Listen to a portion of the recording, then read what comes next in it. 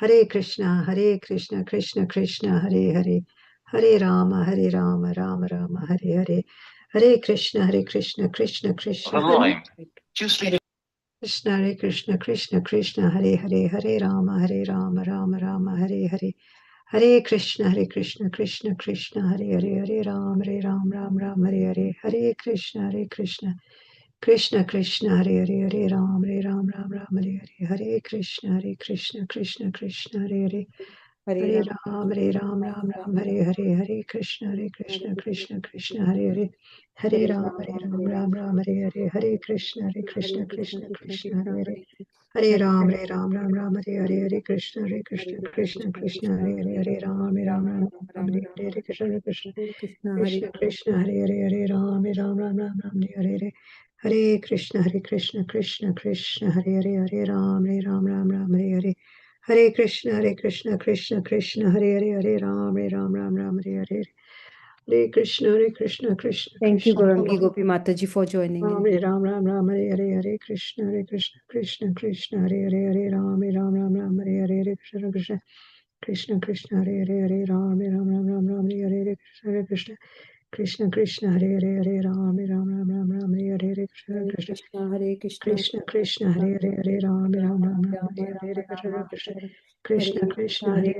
Hare, Ram, Hare Rama, Hare Krishna, Hare Hare, Hare Ram, Ram, Hare Hare, Hare Krishna, Hare Hare, Hare Ram, Ram, Hare Hare, Hare Krishna, Hare Hare, Hare Ram, Ram, Hare Hare, Hare Krishna, Hare Hare, Hare Ram, Ram, Hare Hare, Hare Krishna, Hare Hare, Hare Ram, Ram, Hare Hare, Hare Krishna, Hare Hare, Hare Ram, Ram, Hare Hare, Hare Krishna, Hare Hare, Hare Ram, Rama, Hare Krishna, Hare Hare, Hare Ram, Ram, Hare Hare, Hare Krishna, Krishna, Hare Hare, Hare Ram, Ram, Hare Hare, Hare Krishna, Hare Hare, Hare Ram, Ram, Hare Hare, Hare Krishna, Hare Hare, Hare Ram, Ram, Hare Hare,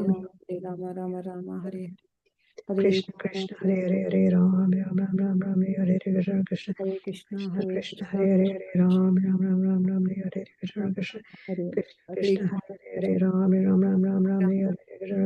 Hare Ram, Ram, Hare Hare, Hare Krishna, Hare Hare, Hare Ram, Ram, Hare Hare, Hare Krishna, Hare Hare, Hare Ram, Ram, Hare Hare, Hare Krishna, Hare Hare, Hare Ram, Ram, Hare Hare, Hare Krishna, Hare Hare, Hare Ram, Ram, Hare Hare, Hare Krishna, Hare Hare,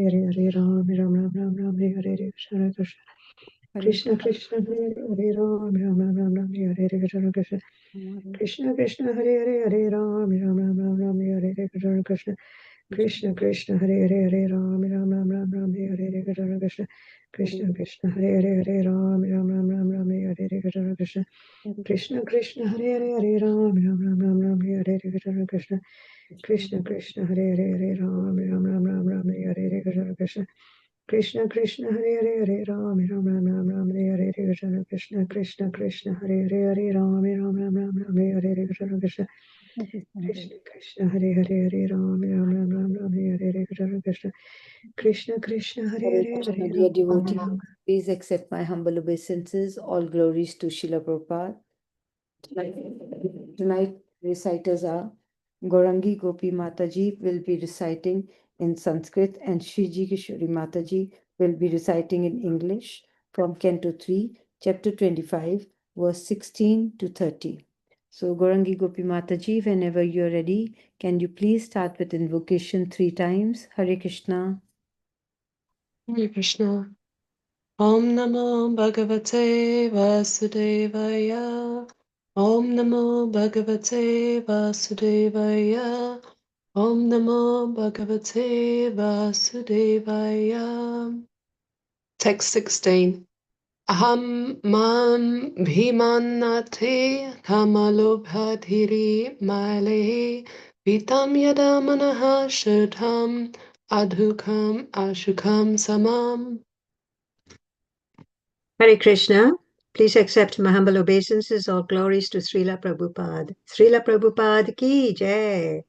When one is completely cleansed of the impurities of lust and greed produced from the false identification of the body as I and bodily possessions as mine, one's mind becomes purified. In that pure state, he transcends the stage of so-called material happiness and distress. 17. Tada Purusha Atmanam Kevalam Prakriti Param Nirantaram Swayam Jyotir Aninamam Akhanditam. At that time, the soul can see himself to be transcendental to material existence and always self-effulgent, never fragmented, although very minute in size. Text 18. Jnana Varagya Yuktena Bhakti Yuktena Chatmanam Paripashyati Udashinam Prakritim Chahatojasam. In that position of self-realization, by practice of knowledge and renunciation in devotional service, one sees everything in the right perspective. He becomes indifferent to material existence, and the material influence acts less powerfully upon him. Text 19. Ayujamanya Bhaktya Bhagavati Akhilatmani Sadrishosti Shivaha Pantha Yoginam Brahma Siddhaye. Perfection in self-realization cannot be attained by any kind of yogi unless he engages in devotional service to the Supreme Personality of Godhead, for that is the only auspicious path. Text 20. Prashangam ajaram pasham atmanaha kavayo viduhu saeva sadhushu krito mokshadvaram apavratam. Every learned man knows very well that attachment for the material is the greatest entanglement of the spirit soul, but that same attachment, when applied to the self-realized devotees, opens the door of liberation. Text 21. Titikshvaha karonikaha suhridaha sarvadehinam ajata sharvaha shantaha sadhavaha sadhu bhushanaha. The symptoms of a sadhu are that he is tolerant, merciful, and friendly to all living entities. He has no enemies, he is peaceful, he abides by the scriptures, and all his characteristics are sublime. Text 22. Maya mayena bhavena bhaktim kurvanti ye dridham matkrite tyakta karmanas tyakta svajana bandhava. Such a sadhu engages in staunch devotional service to the Lord without deviation. For the sake of the Lord, he renounces all other connections, such as family relationships and friendly acquaintances within the world. Text 23. Madashrayaha katam rishtaha shrinvanti katayanti cha tapanti vividhastapa naitan madgata chetasaha. Engaged constantly in chanting and hearing about me, the Supreme Personality of Godhead, the sadhus, do not suffer from material miseries because they are always filled with thoughts of my pastimes and activities. Text 24. Da ete sadhavaha sadhvi sarvasanga vivarjitaha sangaste svathate prartahyaha sangadosha harahite. O my mother, O virtuous lady, these are the qualities of great devotees who are free from all attachment. You must seek attachment to such holy men, for this counteracts the pernicious effects of material attachment. Text 25. Satam prashanga mama virya samvido bhavarti hrit karna rashayanaha kataha tajo joshanadashva apavraga vartmani shraddharatir bhaktir anukramishyati.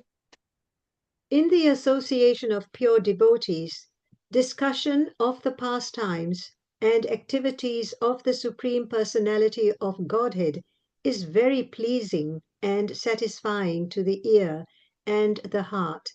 By cultivating such knowledge, one gradually becomes advanced on the path of liberation, and thereafter he is freed and his attraction becomes fixed. Then real devotion and devotional service begin. Text 26. Bhaktya pumanjat viraga indriyat drishta shrutanmad rachananu chitasya yato grahane yoga yukto yatishyate arjibhir yoga margehi. Thus, consciously engaged in devotional service in the association of devotees, a person gains distaste for sense gratification, both in this world and in the next, by constantly thinking about the activities of the Lord. This process of Krishna consciousness is the easiest process of mystic power. When one is actually situated on that path of devotional service, he is able to control the mind. Text 27.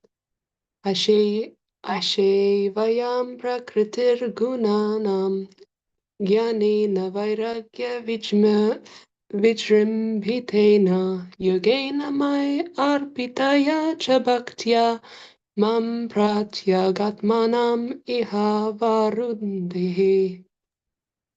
Thus, by not engaging in the service of the modes of material nature, but by developing Krishna consciousness, knowledge in renunciation, and by practicing yoga, in which the mind is always fixed in devotional service unto the Supreme Personality of Godhead, one achieves my association in this very life, for I am the Supreme Personality, the Absolute Truth.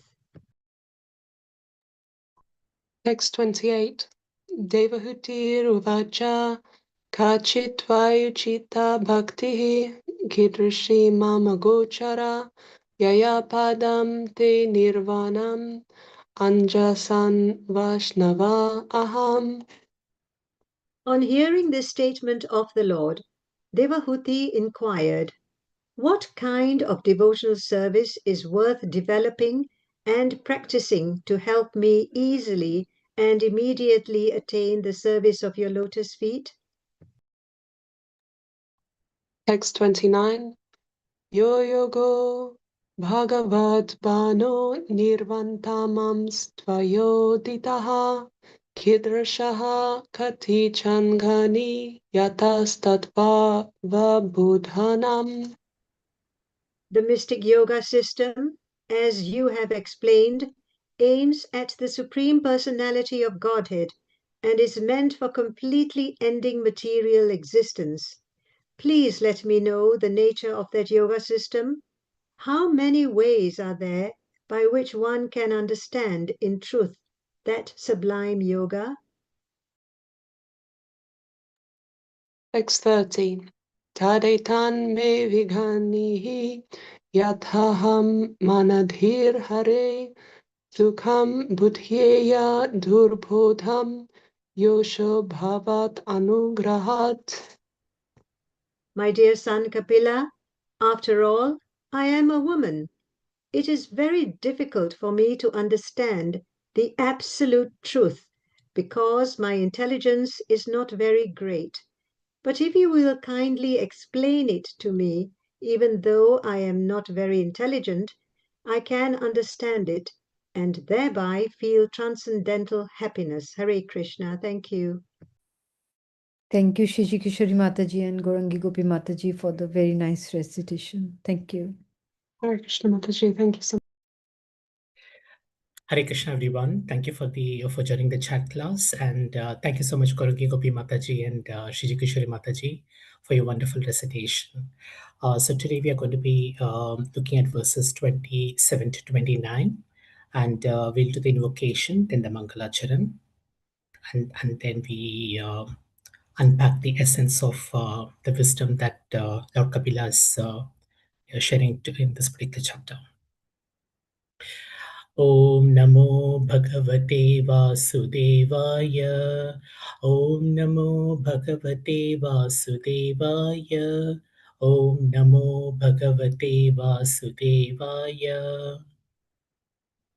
अज्ञानतिमिरान्धस्य ज्ञानाञ्जनाशलाकया चक्षुरुन्मिलितं येन तस्मै श्रीगुरवे नमः श्रीचैतन्यमनोभीष्टं स्थापितं येन भूतले स्वयं रूपा कदा मह्यं ददाति स्वपदान्तिकं वन्देऽहं श्रीगुरो श्रीयुतपदकमलं श्रीगुरुं वैष्णवंश्च श्रीरूपं साग्रजातं सहगना रघुनाथान्वितं तं सजीवं साद्वैतं सावधूतं परिजनसहितं कृष्णचैतन्यदेवं श्रीराधा कृष्णपदान् सहगना ललिता श्रीविशाखान्वितांश्च हे कृष्णा करुणा सिन्धु दीनबन्धो जगत्पते गोपेश गोपिका कान्ता राधा कान्ता नमोऽस्तु ते तप्त कंचन Gaurangi Radhe Vrindavaneshwari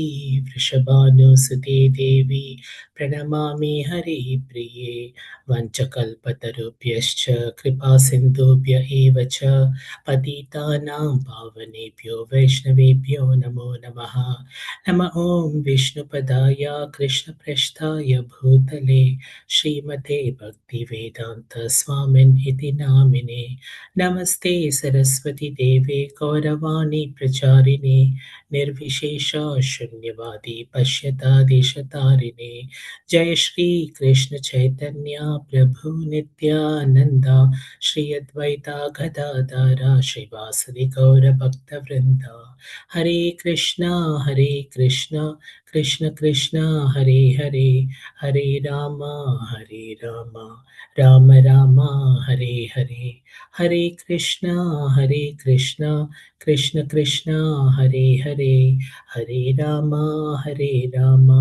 Ram Ram Hare Hare Hare Krishna Krishna Krishna Hare Hare Hare Ram Ram Ram Hare Hare Srila Prabhupada ki jai. So thank you all so much for joining. So we are going to be doing verses 27 to 29 in this very beautiful chapter, which is the glories of devotional service. And you can see that Lord Kapila says, gives wisdom very similar to what Krishna was giving Arjuna in the Gita, and we'll also like draw a couple of parallels, especially from chapter 4 and chapter 5 of the Gita. So let's see where we are today. So a quick recap of where we are. So in this chapter, we begin with Kardama Muni leaving the forest, and like after taking after he has completed his material duties. And Lord Kapila stays, with his mother Devahuti, and they live in, Bindu Sarovar. So we see Devahuti asking questions which are very very important because as a spiritual seeker, and also as someone who would like to realize God, the first thing is for you to be very dissatisfied with what your current situation is.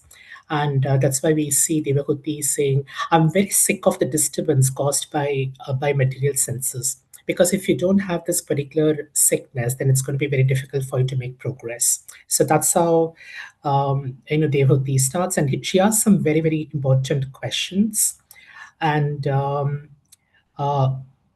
and she also says, due to my she also says, due to my feeling of false ego, I have been engaged by your Maya and I have identified myself with the body and consequent bodily relations. So we'll talk a little bit about this in terms of what is really avidya, what is nescience, and that Devahuti refers to here. And then and then when Lord Kapila listens, to his mother's very earnest questions, he smiles, and then he begins explaining the path. So, and this smile is an illumination of the knowledge, that of the true spiritual transcendental knowledge that he gives. So, in the next few passages. Versus Lord Kapila speaks about the highest yoga system, and what he says is that the yoga system which relates to the Lord and the individual soul, which is meant for the ultimate benefit of the living entity, is the highest yoga system.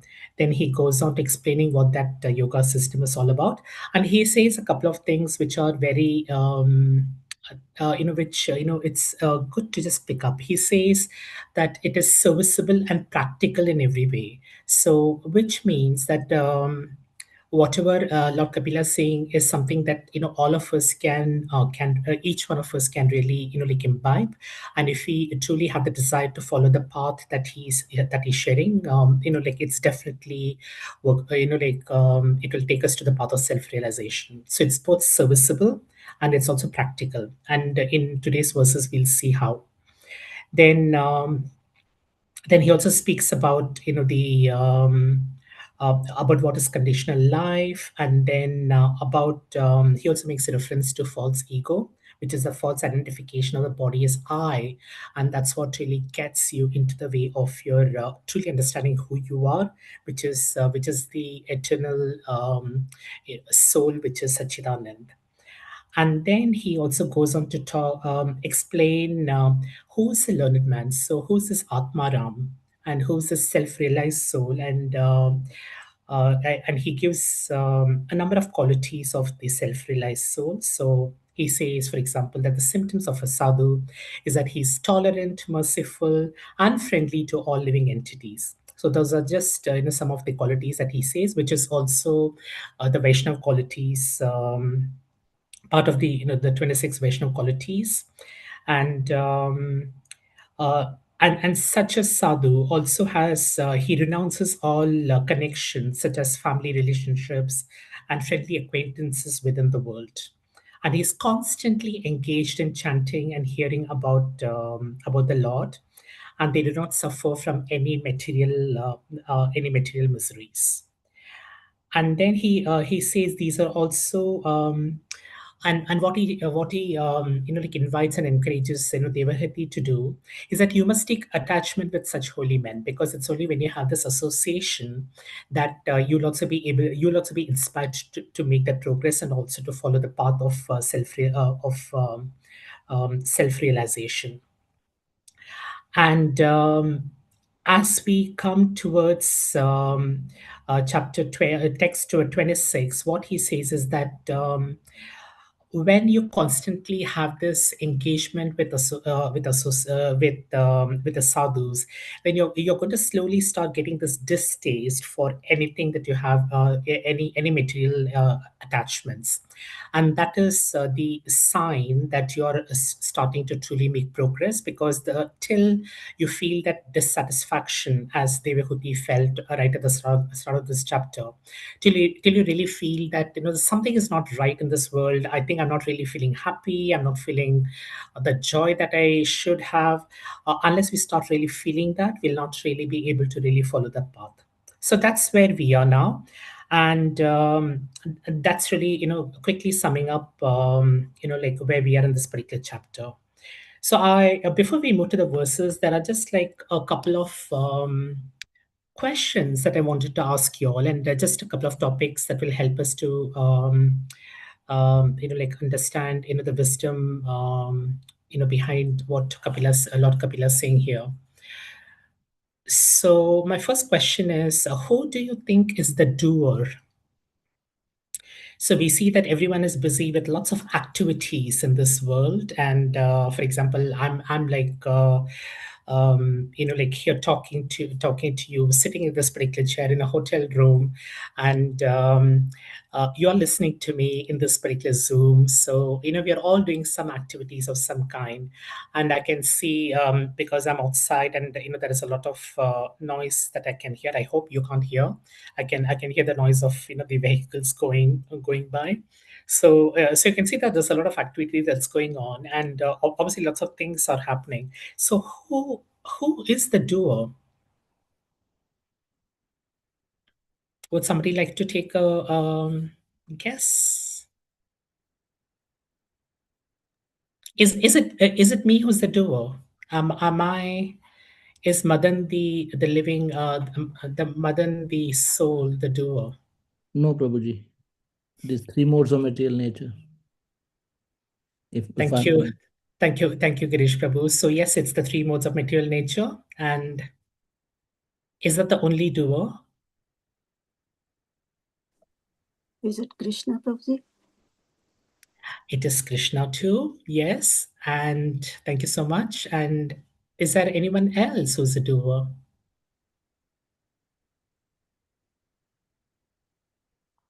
Is it Our own karmas? Our own karmas? Not really our own karmas. Is it soul, Prabhuji? You're coming close there, but it's not really the soul. So we've got so there are three doers. Sorry, did I cut someone? Okay, so there are three doers here, and one is the living body itself. So and I'll so although there is a soul, that's sitting, like in a very small part, like within me, the soul is not really like acting, and we'll briefly talk about the what the soul really does. So the soul is not acting, but the soul is acting through the body. So right now I'm speaking to you, I'm using my voice to convey a message to you.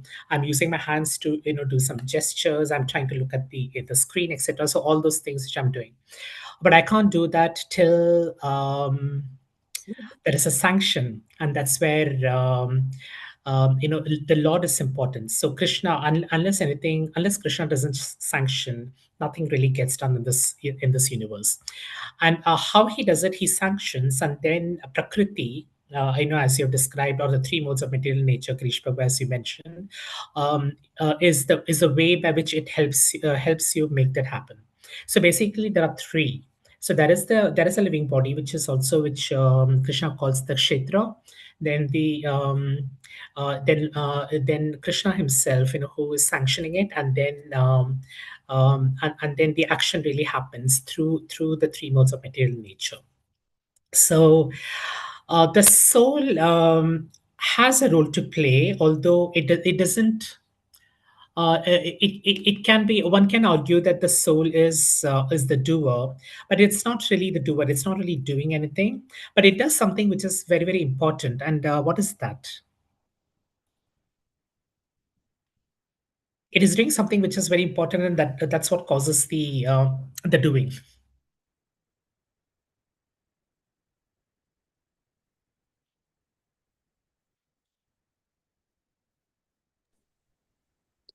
Hare Krishna, because without the soul we cannot do anything. Body cannot do anything. Yes, yes. Without the soul, body cannot do anything. But what does the soul do that makes it responsible for? Desires, Prabhuji. Yes, indeed. Thank you so much, Girish Prabhu. So it is desire. So the soul has a propensity to desire, and that desire is what causes the action. So let's look at this particular how this really plays in practice. Suppose you are operating in the path of ignorance, or avidya, or nescience, or it could be pure material knowledge. So here we are not talking about spiritual knowledge; we're talking about something which is completely material.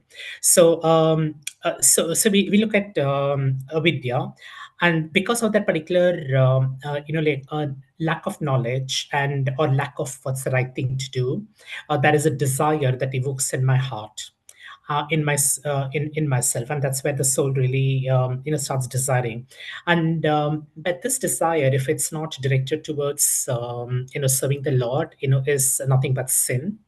So it's this propensity to do commit an act, commit an offense. So you have this desire, and when the desire becomes really very very strong, then then you actually do the act, and that act can be will be like definitely an act that should not be done, as an example. And then as we know from the law of karma, there is going to be action, and there's, I mean, for every opposite, for every action there is a reaction. So there is going to be a reaction, and usually you have a subtle reaction and a gross reaction. A subtle reaction happens, you might experience that in just a little bit of that effect. But then you could have a gross reaction where the which is called the prarabdha, where the complete manifestation of the reaction really occurs in your life. And um, that could be like, like which family you're born in, or if you're born with maybe a disability, or if there is a talent that you are like born with. So all these things like is a manifestation of your previous karma. And so that's the reaction that you get, and that reaction can be suffering. So there is a soul, and there is a lack of knowledge, and that's what like Devahuti is talking about, because like she describes the illusion. And then because she's acting because we act in that particular illusion, there is a desire which is makes us commit an action, and that action will have a reaction. And we will experience it probably in this lifetime, or probably in the next lifetime, which is why when you have like a child who's born, who is not who's differently abled, we ask ourselves, what has this child done? Because it is just born into this world. And so the answer to that is that could have been something very serious that this particular soul would have done in the previous lifetime, in a previous body, and that's what is manifesting itself as a prarabdha, like in this particular lifetime. So as we can see, there's a lot of the uh, uh, a lot of the suffering that we have, and also is caused because of avidya. And let's now move on to what Devahuti is asking, and we will jump to the verses soon. So, what is that particular knowledge? What is that transcendental knowledge or spiritual knowledge that's going to help us to change that path? And here I'll also like draw the same I'll draw the same cycle. So, suppose you're acting out of spiritual knowledge, out of transcendental knowledge, then you have this desire, and that desire would be to please Krishna, and to really and then what you would do is that then you would engage in devotional service, and then the devotional service will have a subtle reaction, and and a reaction. And what Krishna says and what Prabhupada says is that if you truly do this, if you truly take to Krishna consciousness, you can actually get liberated in this particular lifetime itself. So that's where like Lord Kapila is saying, it's very serviceable, it's very very practical, it's not a very complicated like process, like how sometimes we see that there are lots of austerities that are done by some great personalities in the past. They'd be sitting, Kardama Muni himself, if we recall from the previous chapters, he spent like thousands and thousands of years before he could before he saw the Lord. We don't have to go through all of that, as long as we follow the particular path. And that is what we're going to discuss today. What is that particular path? Any questions so far?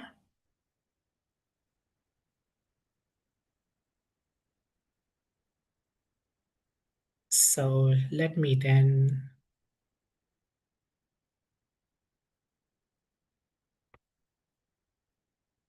share my screen. So as I mentioned to you, we would be doing verses 27 to 29. And I can read the Sanskrit, and I will invite one of you, a volunteer to read the translation, the purport. Text 27. Asevayayam prakritirgunanam jnanena vairagya vijrumbhitena yogena mayarpitaya cha bhaktya mam pratyagatmanamihavarundhe. Would anybody like to read the translation? Can I read, Prabhuji, Okay. please? Yes, of course. I think I heard two, so maybe the second Mataji can read the next one. Okay. Yeah. Thank you, Prabhuji. Hare Krishna. Translation. Thus, by not engaging in the service of the modes of material nature, but by developing Krishna consciousness, knowledge and renunciation, and by practicing yoga, in which the mind is always fixed in devotional service onto the Supreme Personality of Godhead, one achieves my association in this very life. For I am the Supreme Personality, the Absolute Truth. Hare Krishna. Thank you, Prabhuji.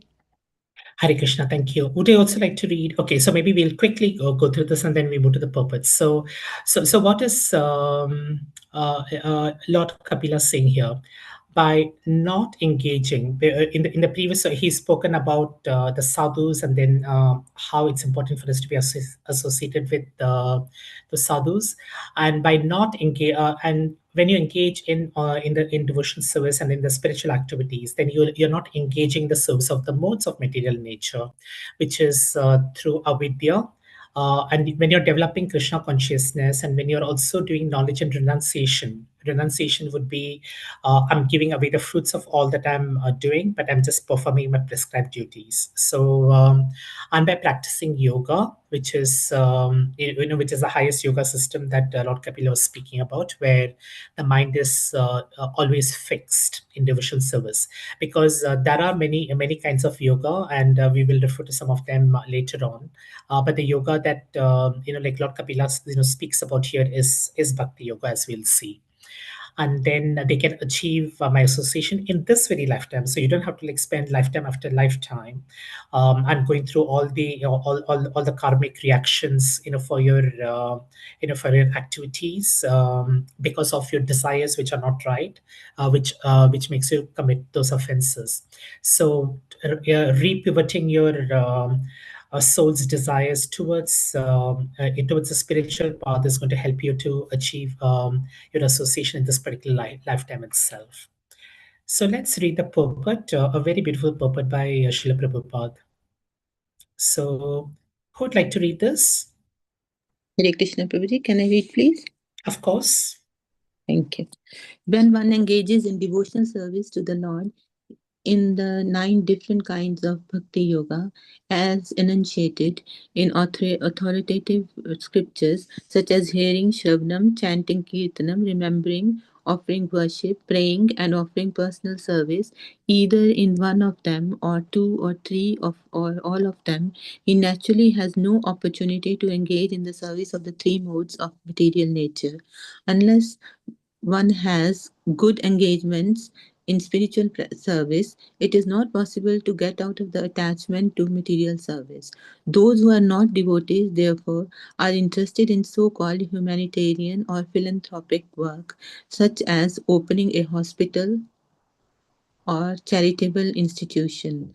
These are undoubtedly good works in the sense that they are pious activities, and the result is that the performer may get some opportunities for sense gratification either in this life or in the next. Devotional service, however, is beyond the boundary of sense gratification. It is completely spiritual activity. When one engages in the spiritual activities of devotional service, naturally he does not get any opportunity to engage in sense gratificatory activities. Krishna conscious activities are performed not blindly but with perfect understanding of knowledge and enunciation. This kind of yoga practice, in which the mind is always fixed upon the Supreme Personality of Godhead in devotion, results in liberation in this very life. The person who performs such acts gets in touch with the Supreme Personality of Godhead. Lord Chaitanya therefore approved the process of hearing from realized devotees about the pastimes of the Lord. It does not matter to what category of this world the audience belongs. If one meekly and submissively hears about the activities of the Lord from a realized soul, he will be able to conquer the Supreme Personality of Godhead, who is unconquerable by any other process. Hearing or associating with devotees is the most important function for self realization. Hare Krishna. Please Thank you so much. accept all goes to Srila Prabhupada. Thank you so much. Hare Krishna. Thank you so much, Mataji. Thanks for your wonderful recitations. So what we will do now is to just unpack some of this, and so here Prabhupada speaks about the nine different kinds of bhakti, and this is shared by Prahlad Maharaj in the seventh canto of the Bhagavatam, which we will definitely come. And do we know what the nine processes are? So, of course, we have got two here, Shravanam, Kirtanams, and do we know what is remembering? Vishnu Smaran. Vishnu Smaranam, yes, Vishnu Smaranam, and then Pada Sevanam, which is offering worship. So it's basically doing a deity worship. Dasyam, Sakhyam. Dasyam Sakyam, but before that, what is prayer, praying? Archanam Vandanam. Archanam, yeah. So Archanam, Vandanam, and then Dasyam, Sakyam, and then Atmanivedanam. Atmanivedanam. Right. And chapter 18 is all about that, right? I mean, after Krishna has shared the entire Bhagavad Gita, he says, "Forget all religion, just surrender to me, and I will absolve you of all sins." So yeah, thanks for that. So what Prabhupada says here that I mean we all have our like propensity, and we all have our natural inclination to do something or the other. Of course, hearing is the is the most important one, because and even from the point of view of acquiring knowledge, as we know in chapter 4, Krishna says that. Like it's through Shruti. I mean, you learn internal knowledge best by hearing, and that's why we spend time listening to lectures by our spiritual master, by Prabhupada. We listen, we go to classes in the manner. And why do we do that? We do that because there is a lot of learning that happens while we are hearing. And when we say hearing, it's really about not just like hearing while you're doing multiple other things, and because that's not the objective. When you're hearing attentively, and that's very, very important, because whenever you're doing any of these nine processes, it's one thing to actually do them, and it's fine. I mean, because if you do them, that's good. But if you really want to get the best benefit of that, you really need to do that with in the right mood and with the right attention. So if you're for example attending a class, by Keshav Maharaj as an example, you want to try to avoid doing multiple multitasking. Of course you can, if you if for example you are cutting vegetables as an example. So you could probably do that, as long as you continuously pay attention to what Keshav Maharaj is saying. Similarly, chanting. So chanting, we know our mind is such a, it can be an enemy. It can the moment we sit down to chant, it's probably going to go in all directions. It's a monkey that we have to really always be careful about and control. So it's not just about doing this, but it's also about how you do it. That's also important, and that's where you could do that in the mode of ignorance, in which case you'll be completely distracted. You'll be doing it in the mode of passion, in which case you want to you want to over endeavor, or you do it in the mode of goodness, but which is probably a better platform. But then you want to actually transcend those even when you're doing the service. So then, as then Prabhupada speaks about about philanthropic work, and what he says is that these are pious activities, and what they would do is the result of these pious activities would be that you'll get opportunities for sense gratification in this life or next. And maybe examples of that would be, as we discussed in the Prarabdha. So if you commit a theft, as an example, then you will have a reaction which will, where you might lose something, because you have to really balance things out. Similarly, if you have performed a charitable act, which is giving alms to charity, or you participate in a lot of my friends, for example, are runners, and what they do is they for charity they run, and they get some funds which is used to fund the charity of their choice. So all those are very good things, and it will give you opportunities, but it will help you have a more comfortable lifestyle, as an example, or it will help you to to take birth in a more affluent family, in a more educated family. So you will see those benefits coming in, but it will still bind you to this world. So the ropes of Maya is still going to hold strong. So devotional service, however, is beyond the boundary of sense gratification. And what we as devotees are aspiring for to do is complete spiritual activity. It's not very easy to do it, but then like slowly, as we start getting the higher taste, we will do that more often. And this is a very important uh, sentence. I mean, this is quite an important one that Prabhupada says. So Krishna conscious activities are performed not blindly. So you're not just doing it because your friends are doing it, because because you feel that you have to do it, or whatever your agenda be. But you're not supposed to do it blindly, but with perfect understanding of knowledge and renunciation. And that's where like building or acquiring that knowledge, and the first step of acquiring that knowledge is to really start with knowing who you truly are. And that's where the process of self discovery, the process of inner transformation really begins. And as like Prabhupada says here, the mind should always be fixed on the Supreme Personality of Godhead. And what that happens is, when you do that, you don't have to like come into this world again and again, because if you're truly sincere, if your desire is truly is truly towards God realization, then you will achieve that. Now, there's one more thing that happens on desire, and I may have a very strong desire to meet Krishna. So, will that happen? What are your thoughts on that? Is my desire enough,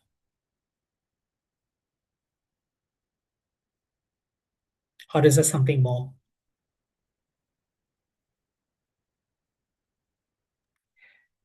Hare Krishna, Babaji, can I try? Yes, please. Your desire is good enough, but you have to make the endeavor in order to get the mercy. Yes, and assuming that you're doing the endeavor as well. Mhm. If your desire is there and you're doing the endeavor, then surely Krishna will bestow his mercy upon you. Yes, he will. He will. He definitely will do that. And yes, the desire should translate to endeavor. So rightfully so. At the same time, it's also about whether you deserve or not. So you may have a desire to do something, but what Krishna will also do is to evaluate against and see whether you deserve it in the first place. Because, and that's where Maya is supposed to really be a very strong test, because it really is going to test you for your spiritual strength. So, is your desire to serve Krishna really strong? And it will test you against all odds. And so there is the aspect of desire. There is also aspect of deserve as well. So both will be needed to do it. So the more your desires are sincere, and the more you put the the more you'll be putting endeavors, Mataji, as you mentioned. And then and then if Krishna sanctions it, and he'll only sanction it if you truly deserve it. And that's why we have also seen that there are lots of quite exalted personalities, like in the Bhagavatam, even other places, where scriptures where people really fall down. And one example here that Prabhupada talks here about is is Vishwamitra. So Vishwamitra, very very exalted personality. However, he was like given to lots of like fits of anger. So he was not able to really control his senses, and that's why he would fall from his exalted position. And Indra has also like you can see when he like in the pastime of the Govardhan, you could see that Indra was got very angry because everyone in Gokul was worshipping Krishna and not him. So, and we know what the consequences were. So that's very important. So there is a desire part which is mentioned here, but there is also the deserve part, and Krishna keeps both in mind. So then Lord Chaitanya, he approves the process, and then this is very inclusive, so it does not really matter to what category of this world the audience belongs. And that could be for any living entity. So any living entities can do it, but then as a human being, you are more you have a consciousness that allows you to make those changes and to really go on the spiritual path. Now, I found this. We were having this particular conversation in discussion in one of the other sanghas recently, and around meekly and submissively hearing about the activities of the Lord from the realized soul. So we're discussing the importance of humility and also Trinadapi Sunichena, which is about the being humbler than the straw. Uh, if you were to look at the etymology of the word humility, because humility is one of the Vaishnava character, qualities as well. So it comes from the Greek humus, and humus means ground. So or the earth. So basically, what humility means is that someone who's completely grounded in their knowledge of the self. And the discussion that we had was, which is quite interesting, was that the grass, like which is Tinadapi Sunichena, is definitely very humble, but then the ground is on which the grass is even lower, so that will probably be even more humble. So that's the ground that we should aspire to be. So how can we be meek and submissive? But that's only about hearing the activities of the Lord. It's not about being meek and submissive as a sign of weakness, because it's meek and submissive to the extent that you're demonstrating a lot of spiritual strength and courage in doing so. And then Prabhupada also says that hearing or association with devotees is the most important function for self realization. Let's move to text 28. देवहूतिरुवाच काचित् वैयुच्चिता भक्तिः कीदृशी मम गोचरा यया पदं ते निर्वाणम् अंजसान्वाश्न वा अहम्. So would somebody like to read the translation, the purport, which is not very long? I can read, Prabhuji. Yes, please. On hearing this statement of the Lord, Devhuti inquired what kind of devotional service is worth developing and practicing to help me easily and immediately attain the service of your lotus feet. Purport by Srila Prabhupada. Srila Prabhupada ki jai. It is stated in Bhagavad Gita that no one is barred from rendering service to the Lord. Whether one is a woman or a laborer or a merchant, if he engages himself in the devotional service of the Lord, he is promoted to the highest perfectional state and goes back home, back to Godhead. The devotional service most suitable for different types of devotees is determined and fixed by the mercy of the spiritual master. Hare Krishna. Hare Krishna. Thank you, Mataji. So Love. here there are a couple of things to keep in mind. So nobody's barred. Everyone has the equal opportunity to render service to the Lord. It all begins with the desire, and the desire will help you to do the endeavors. And then if you deserve, then Krishna will will attract you to him. So And the other aspect is about the role of the spiritual master. So the mercy of the spiritual master is what will so the spiritual master will determine what's really the devotional service that's most suitable for you, because we all have very different personalities, different likes, and there are a few things that we naturally get attracted to. There are a few things that we normally liked to do. So and it's not just about the like, it's also about what is the right thing for you, and that's what the spiritual master will help you to do. And that's why he would give the instructions that would be most suitable for the devotional service, that will help you get the best benefit. So let's move on to the last verse for today, and that's text 29, and I'll read the Sanskrit. Yo yogo bhagavadvano nirvanatmasvayoditaha kidrisha kati changani yatastattvavabodhanam. This has got a long purpose, so maybe we can have two devotees to read this. So would somebody like to read the translation and the first paragraph?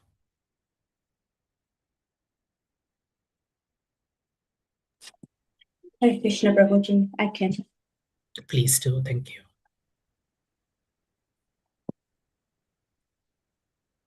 The mystic yoga system, as you have explained, aims at the Supreme Personality of Godhead and is meant for completely ending material existence. Please let me know the nature of that yoga system. How many ways are there by which one can understand in truth that sublime yoga? Should I carry on up to the first paragraph, Prabhuji? Yes, you can. I'll just make a quick statement. So this is Sure. again, Devahuti continuing to ask the question, and this question is, please let me know the nature of the yoga system. So Prabhupada's purport in this is very helpful, and he describes the three levels of realization, and that's what we will be discussing in this purport. So could you carry on, Mataji? There are different kinds of mystic yoga systems aiming for different phases of the absolute truth.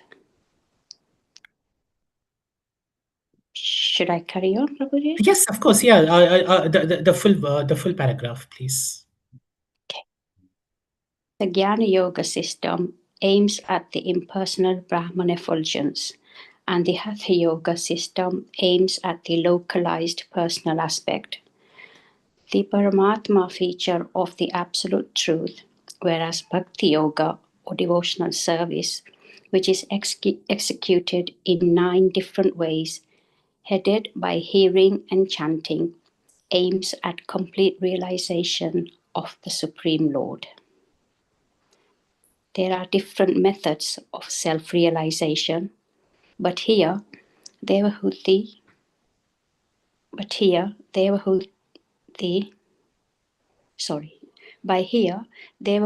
specially refers to the Bhakti system, which has already been primarily explained by the Lord. The different parts of the Bhakti Yoga system are hearing, chanting, remembering, offering prayers, worshipping the Lord in the temple, accepting service to Him, carrying out His orders, making friendship with Him, and ultimately surrendering everything for the service of the Lord. Hare Krishna, Prabhuji. Hare Krishna. Thank you so much. Would somebody like to continue from here on?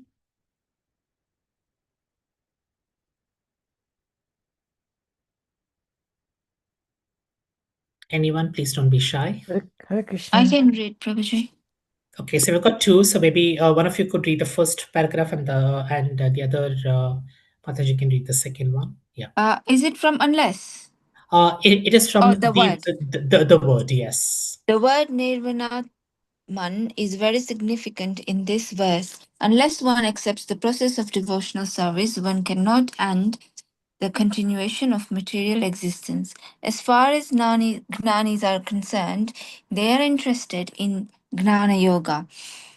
But even if one elevates oneself after a great performance of austerity to the Brahman effulgence, there is a chance of falling down again to the material world. Therefore, Gnana Yoga does not actually end material existence.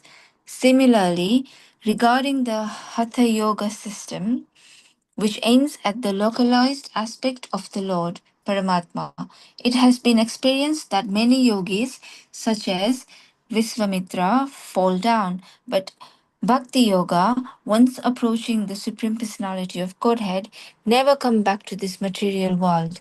As it is confirmed in the Bhagavad Gita, Yad Gatvana Nirvartante, upon going, one never comes back. Tyaktva Deham Punar Janmaneti. After giving up this body, he never comes back again to accept the material body. Nirvana does not finish the existence of the soul. The soul is ever existing. Therefore, Nirvana means to end one's material existence.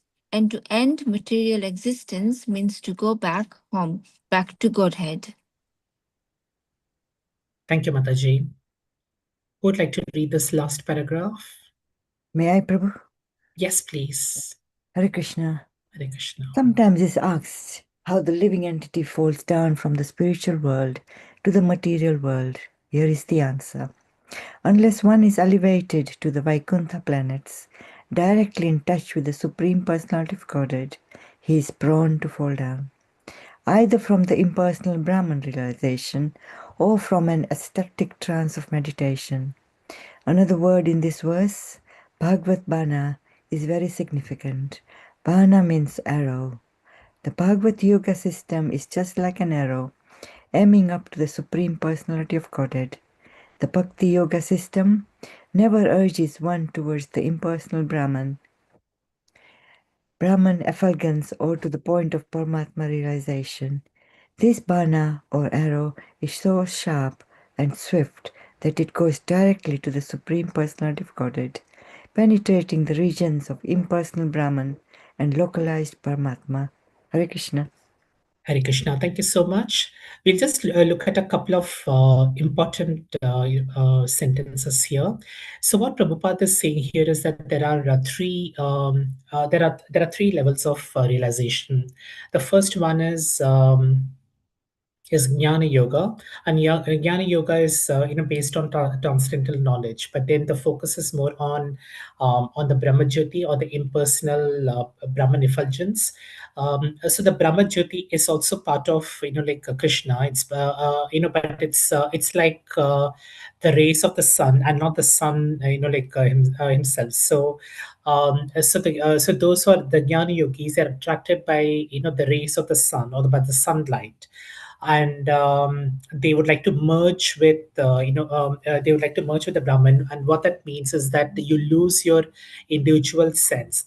And in all the scriptures it has been said that you can't lose your the it's important to develop a personal relationship with the Lord, and you can't and when you merge with the Lord, I mean with the Brahman, then there is no like you lose your identity, and that's not possible, because as a soul you are eternal and you are part and parcel of Krishna. So that's the first system.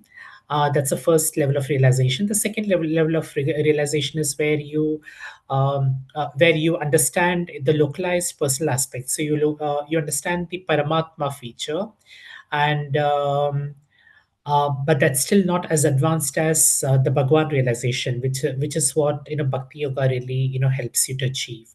So we did speak about the method to get to Bhakti Yoga, which is through the 9 process of devotional service. We looked at that.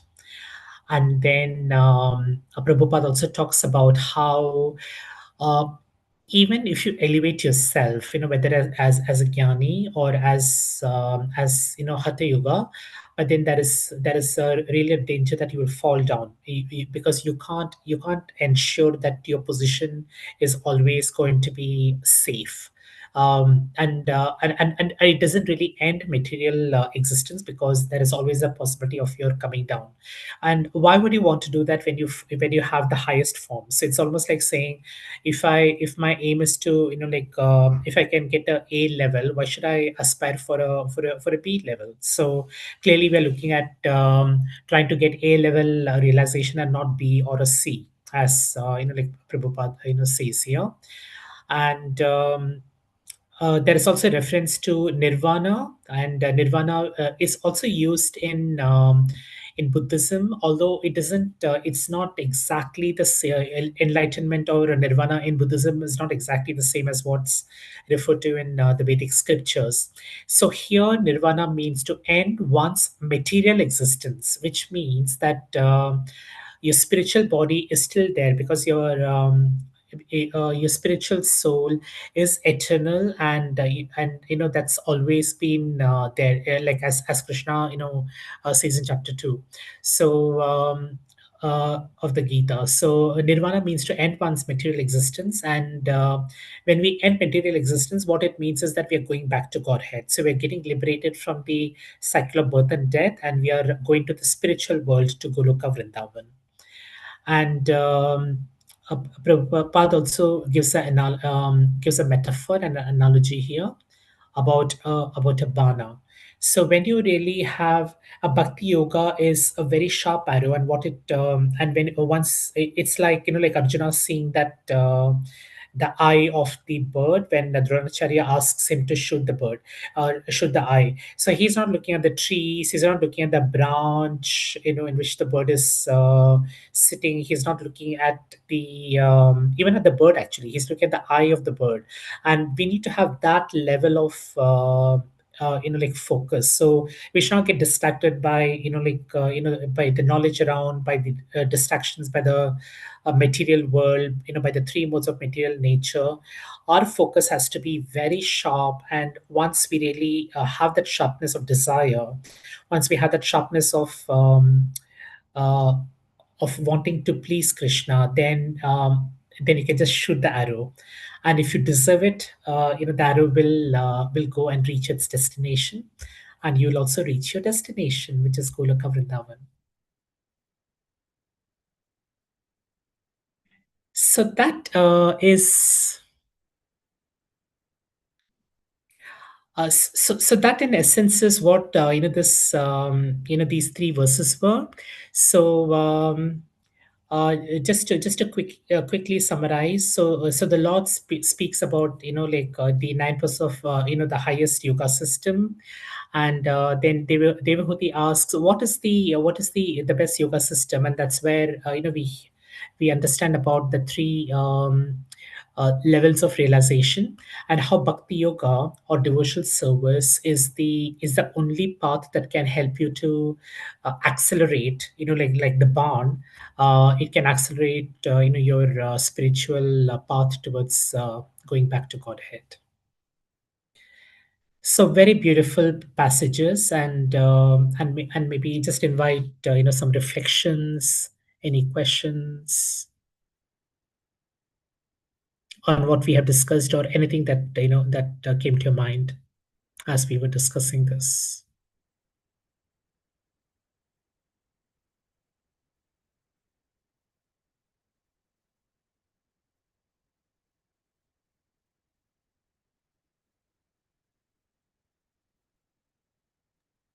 Hare Krishna. Hare Krishna, Hitesh Prabhu. Just a kind of query on a point that was read, and I may have misunderstood it, but it said about falling down, and then it said that unless we hit the target, which is Vindrangoloka, or Krishna's realm, we will fall down. But we are now in the material world, and my assumption was that we at one point may have been in Vindrangoloka, but we are now here. So how did we get here from Vindangaloka if we don't fall down from Vindangaloka? Or is it we do fall down once and then we go back and never fall down? Kind of a bit of a catch-22 there. Hare Krishna. Yeah, Hare Krishna. That's a very interesting question, actually. So, do we fall only once, or do we fall, like multiple times? And um, uh, I'm not sure if there may be, one specific, like answer to it, but it all begins with what got us out of Goloka Vrindavan in the first place. So, why did we become conditioned souls? It's because we wanted to. Uh, like enjoy and have sense gratification, without the Lord in mind. And if we were pleasing the Lord, if our intention was to please the Lord, as has been as what all the living entities do in the spiritual world, then we would not have come down at all. So the fact that we have come here is means that at some point in our lifetime we chose, or we had a desire to experience, and the Lord fulfilled our desire, and that's where we see ourselves in this dukkha. Now, so yes, you're right. I mean, we since we were part of part and parcel, we have fallen down.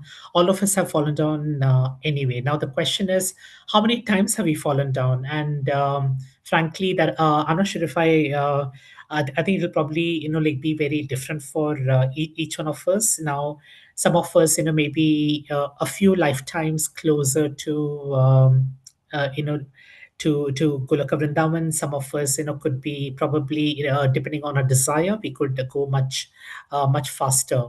So, the way one could look at falling is not so much about the number of times that you fall, but really uh, where you want to put your sights on as far as your spiritual goals lie.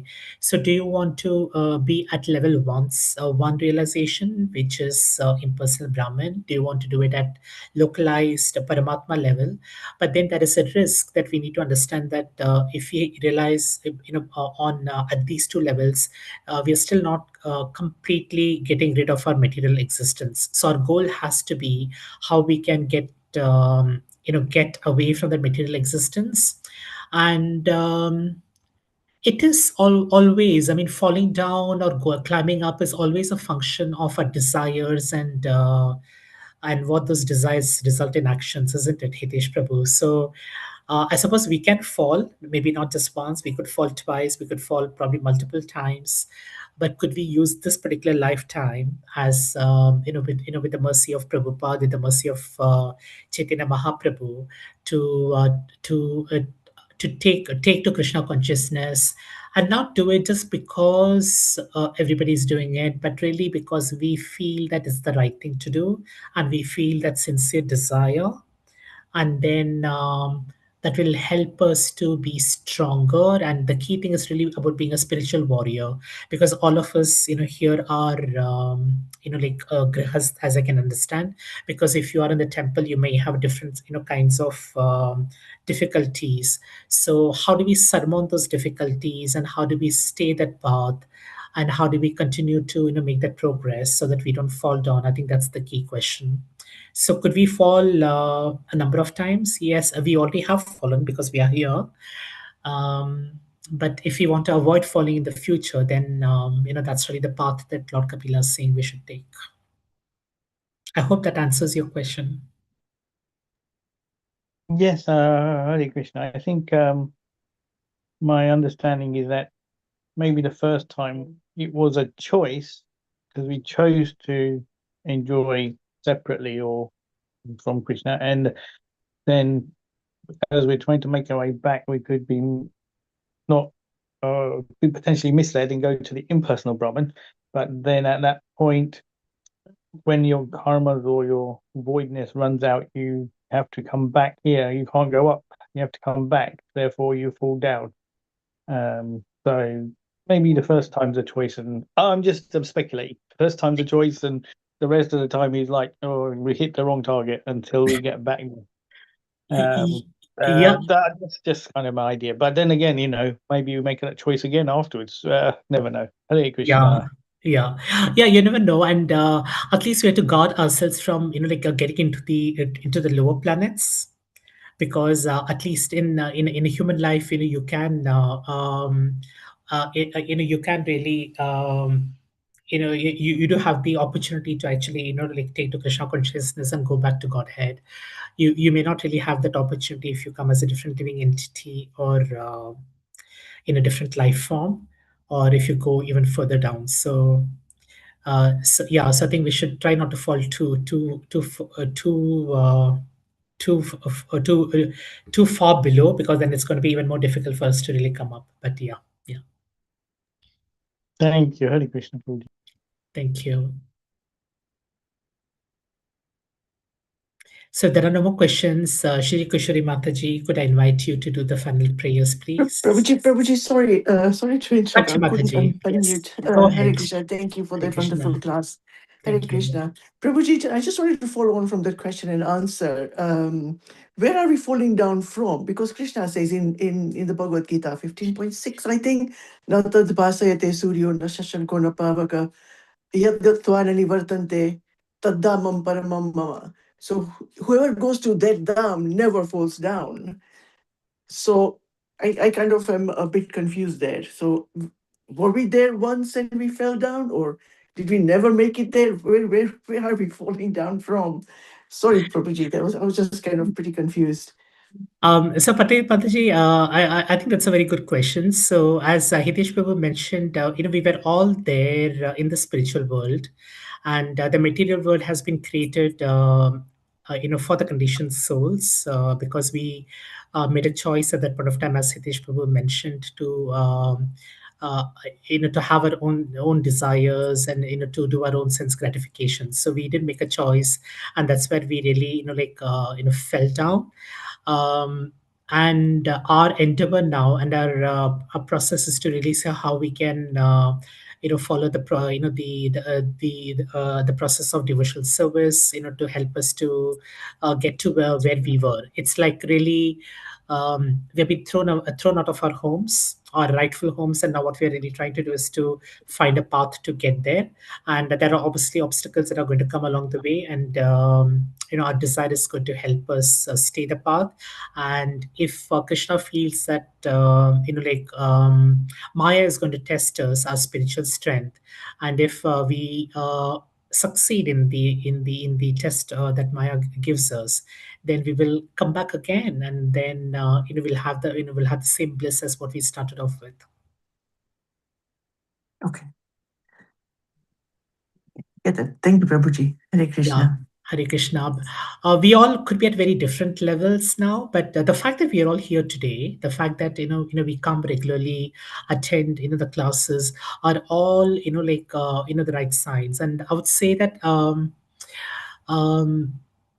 it's not just about doing the devotional service, or hearing, but it's more about looking at how you want to apply that in your in your life, to become what we use in management quite often as to become better version of yourself. So and that's the big difference between knowledge and realized knowledge, because the material knowledge is, yes, I mean, you could become you could build a great career, you can get a lot of material success, but spiritual knowledge is a lot more is a lot different, and you have to realize it. And that realization comes firstly with the mood in which you perform the devotional service. So as an example, you could be chanting 16 rounds, but do you really feel, and many devotees do that for many years, but they don't really get the benefit. And then the question is, are you doing it because it should be done, or are you doing it purely are you doing it truly to build a connection with Krishna? So it's just not about the actions alone, but it's also about the mood with which you do those actions. Hare Krishna, Prabhuji. Thank you. Hare Krishna. Isn't that true, Prabhuji, that in spiritual world we don't have this desires, sense gratifications, and all those things, and Maya doesn't affect there? So how do we get those desires that we have to, enjoy? other than Krishna then, when we are with Krishna? Well, it's Krishna's Leela as well, right? So, and the soul does have a propensity to desire and to love. So, in the spiritual world, all that propensity to desire and love is directed towards Krishna, and it's pure, unadulterated love for Krishna. So it's pure love for Krishna, and hence, like there are no contamination, and hence and hence all the desires are directed towards how do I please Krishna. So whether it's the trees in the world, trees in Vrindavan, whether it's the birds, whether it's the flowers, everybody is having this healthy competition to say, how can I please Srimati Radharani, how can I please Krishna's. So that's very spiritually healthy competition.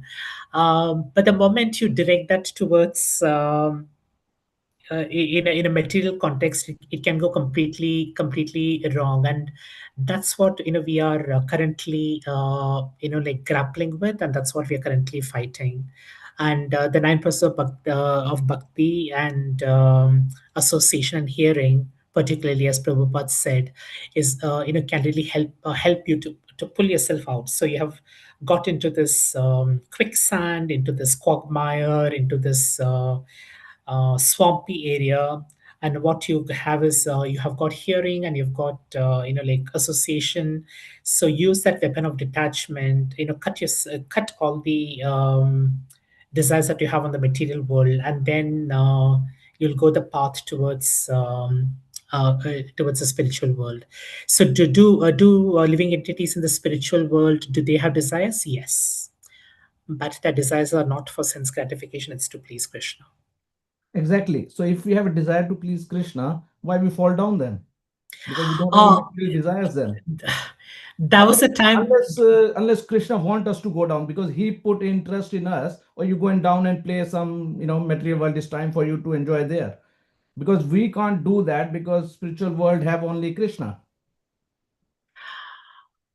That's a good question, because it's really the question of free will.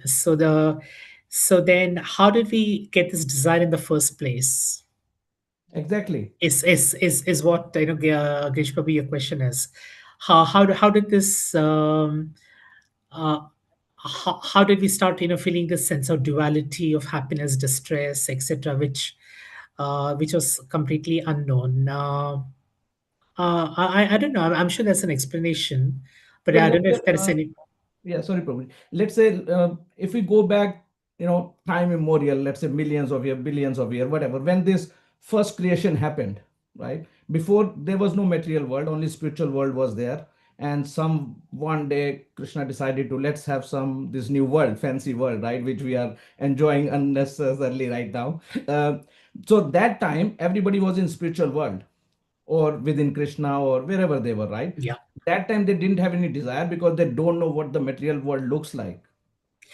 They did have a desire, because if you look at the quality of the soul itself, so a soul has got a propensity to desire, it has got a propensity to love, just like as a mind has got a propensity to like think in a particular manner. So we can't change the nature of the soul, because the soul is Satchitanand, and it's a part and parcel of the Lord, which means that it has the same qualities in quality, not quantity. And Satchitanand is all about like eternal bliss, eternal knowledge, eternal like knowing. So um, it was there at that point of time. I don't know. I don't know what the Vedic says about how we got the desire to enjoy sense gratification. I think I need to probably explore that a little bit more. But if there's someone here who knows what is that equivalent of Adam and Eve eating the apple in Eden, Gorangi Gopi Mataji, would you? Hare Krishna Prabhu. Hare Krishna. I'm just thinking back to when Prabhupada was asked, why did Krishna create this illusion Maya? And then Prabhupada just looked at that person. He said, Krishna did not create Maya. You created Maya. You wanted this, so Krishna created this for you. So then he said that a quarter of the spiritual world lives here, but then 3/4 live there in the spiritual world. So it's only a small amount of souls that wanted to try this out. So this was created for them. It wasn't like Krishna's, decide to do it. Yeah, it wasn't his whimsical idea to do that.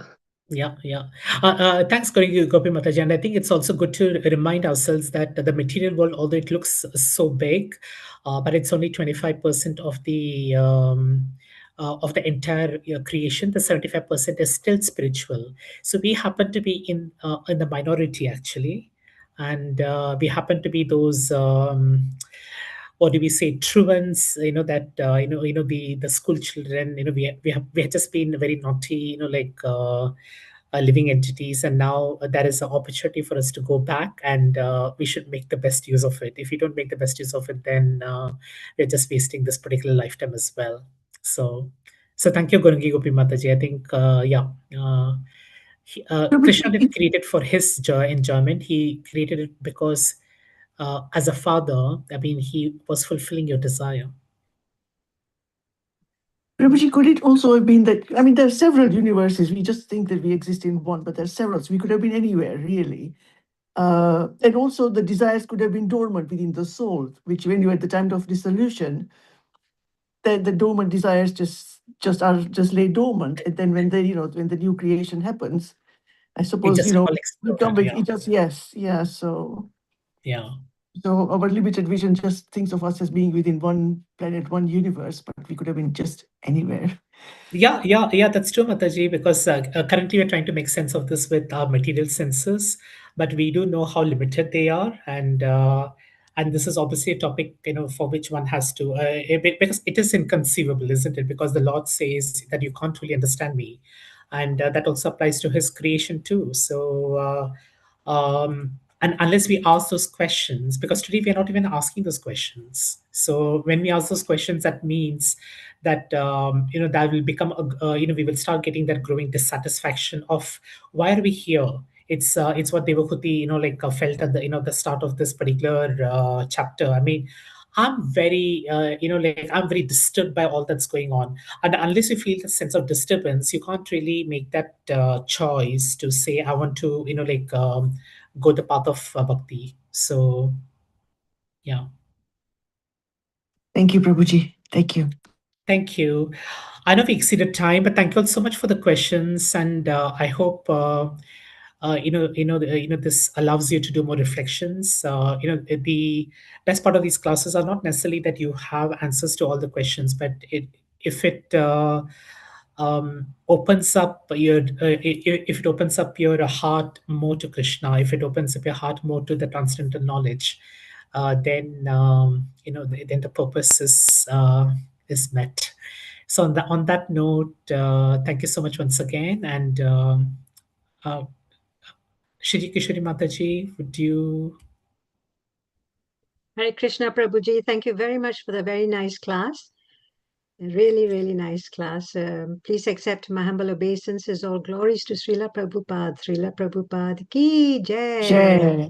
Dear devotees, let's put our hands together. Let's pray very sincerely to their lordships.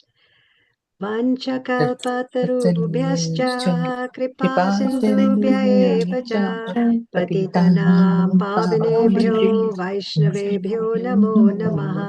Anantakoti Vaishnavrinda ki jai. Srila Prabhupada ki jai. Grantaraj Srimad Bhagavatam ki jai. Thank you. Hare Krishna. Thank you, Madan Prabhu. Thank you. Hare Krishna. Thank you, Prabhuji. Thank you so much.